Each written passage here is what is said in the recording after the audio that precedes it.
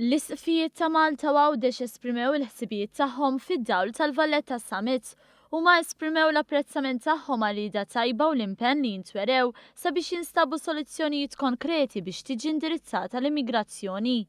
L-Arċisqof Charles Xikluna u l-Isqof ta' Għawdex Mario Grek qalu li f'dawn is-sigħat Malta għexet il-missjoni nobli tagħha li tkun pont bejn iż-żewġ kontinenti.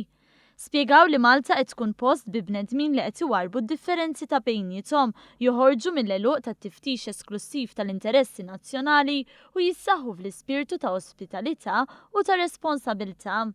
Dan sabiex nigarantixxu naħdmu favur ir-rispett ta' drittijiet fundamentali ta' kull persuna umana, speċjalment ta' dawk li huma l-aktar dgħajfa u vittmi ta' vjolenza, inġustizzji u faqar.